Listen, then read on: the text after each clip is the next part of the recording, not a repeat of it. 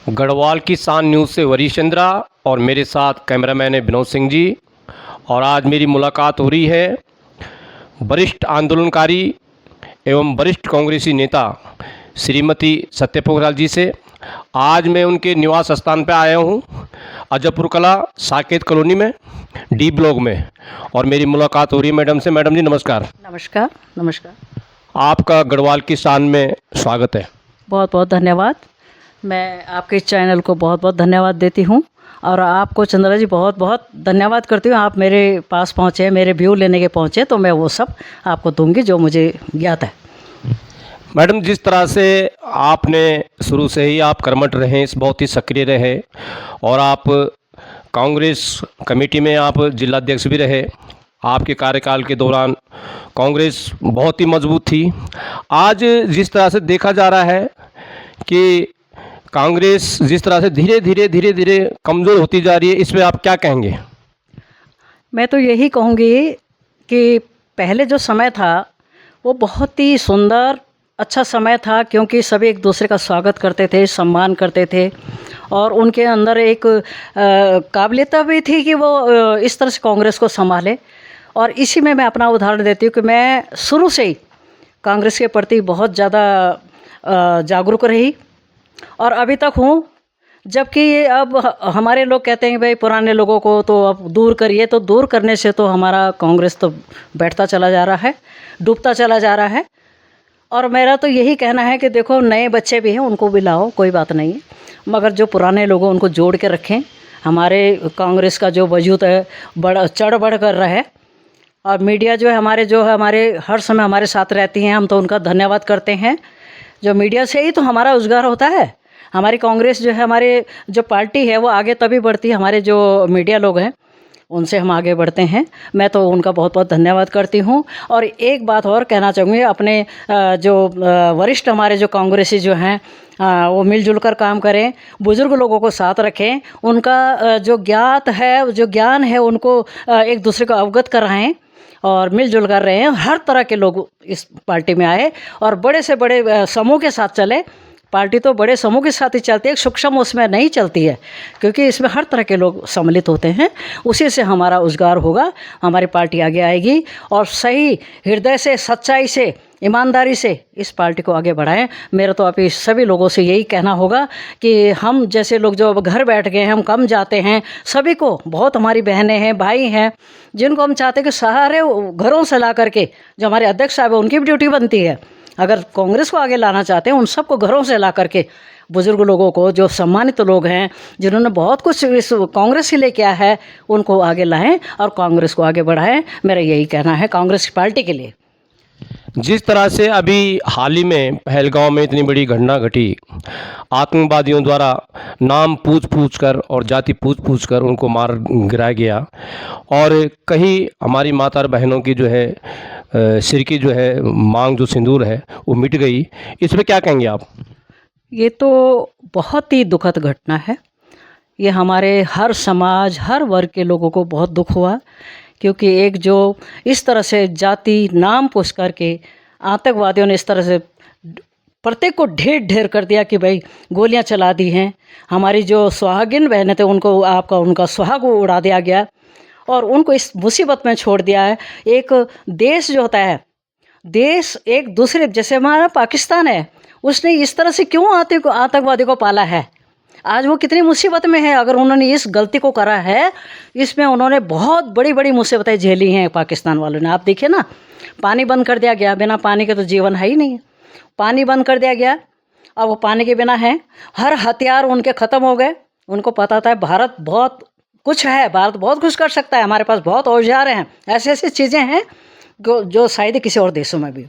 और हर देश के हर लोगों ने हमारे भारत को, मोदी जी को साथ देने का एकदम वादा किया है। हम आपके साथ हैं, मगर हम उनकी भी आवश्यकता नहीं थी हमको, क्योंकि इन्होंने जो कार्य किया है ना, हर किसी का सिंदूर उड़ा दिया, नाम पूछकर, जाति पूछ करके, और बिलखती हुई महिलाएं, हर कोई इस हादसे को देख करके हृदय से उसको हर रोना आ रहा है। हर देश, हर बच्चा, हर महिला इस तरह से रो रही है, बिलख बिलख के रो रही है कि देखो, जवान बच्चे, अभी शादियाँ ही हुई थी किसी की तो, और शादियाँ अपना पति को ढेर देख रही है सामने पर, नाम और जाति पूछ करके मार डाला। बहुत बड़ी घटना है ये। इस घटना का हम दुर्घटना का हम जो है बहुत बड़ा इसका वो करते हैं, विरोध करते हैं। और इस विरोध का उनको फ़ायदा भी मिल गया है। फ़ायदा नुकसान, फ़ायदा क्या मिला, उनके सारे औजार ख़त्म हो गए, उनके हर तरह के नुकसान हुआ। तो मेरा यही कहना है कि ये सब जो पाकिस्तान ने किया है, आतंकवादी को पाला है, वो अब हमारे भारत का सामना नहीं कर सकता है, क्योंकि बहुत कुछ उनको भुगतना पड़ रहा है। जैसे कि अभी हमारी जो माताएं, जो बहनें हैं, जिनकी सिर की जो है मांग मिट गई है, और आज मोदी जी कहते हैं कि घर घर सिंदूर बांटनी है, इसमें क्या कहेंगे आप? ये तो मेरा कहना उचित नहीं, उनका कहना उचित नहीं है। देखिए, एक सिंदूर तो एक पति से ही उसको उपलब्ध होगा महिलाओं को, ना कि वो कहते हैं मैं घर घर पहुंचाऊंगा। खुद वो अपनी पत्नी को भी देख लें, उनका भी अभी रोजगार, अभी वो भी अपनी बातों को रख रही हैं। उनका भी आ रहा है, जगह जगह लिखा हुआ आ रहा है कि पहले अपनी पत्नी को देखो ना, उनका सिंदूर पहले वो संवारिए जिसका पति सामने है। आप कौन होते हैं किसी को सिंदूर देने वाले? इस चीज़ के लिए तो मैं तो विरोध करती हूँ। मैं क्या, हर कोई स्त्री कर रही है, हर कोई बहुत विरोध और खूंखार हो रखे हैं कि हमारे दरवाजे पर आएंगे तो हम तो, ये पार्टी से कोई मतलब नहीं है, ये पार्टी की बात नहीं हो रही है, ये सत्यता की बात हो रही है। सत्यता भी यूँ हो रही है कि कोई किसी को सिंदूर नहीं दे सकता है। अब इसमें मेरा विरोध हो या कुछ हो, आप देख लीजिए हर घर में यही चर्चाएं हो रही हैं। इसके लिए मैं यही कहूँगी, सिंदूर देने वाले कोई बनता नहीं पति के अलावा। धन्यवाद। जैसे कि अभी 30 मई को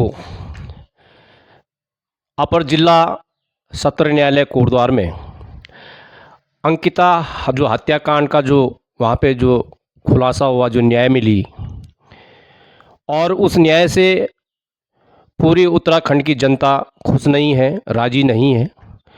वो भी चाहते हैं कि इसको जो भी न्याय मिला वो अधूरा न्याय मिला है। और जो 3 आरोपी थे, कोर्ट ने उनको उम्र कैद की सज़ा सुनाई है, लेकिन उत्तराखंड की जनता अभी नाराज़ है। तो इसमें आप क्या कहेंगे? देखिए, मैंने तो क्या कहना, समाज पूरा कह रहा है कि अंकिता भंडारी के साथ जो अभी न्याय मिला है वो बहुत गलत हुआ है। ये न्याय नहीं है, उनको तो फांसी की सज़ा होनी चाहिए थी। ये न्याय नहीं है, टलाया गई बात को टलाया गया है, ये बहुत बड़ा हादसा है। और मैं तो एक चीज़ और भी कहना चाहूँगी, अंकिता भंडारी, तो हम एक लड़की का नाम ले रहे हैं, ऐसे बहुत सी घटनाएं हुई हैं जो मैं उसमें गई हूँ, दिल्ली में हुआ, निर्भयता का हुआ था, और भी हुए हैं। मगर चलो इसी लड़की पे हम कहते हैं कि एक गरीब परिवार के अच्छे घर के लोग थे, वो लड़की अपने बलबूते पे अपनी नौकरी करना चाह रही थी।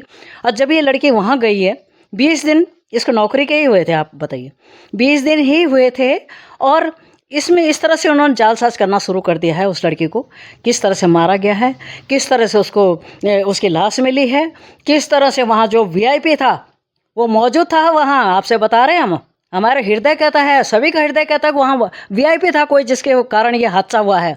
उसको ये उजागर नहीं कर रहे हैं, क्योंकि ये प्रशासन का ही कोई व्यक्ति है।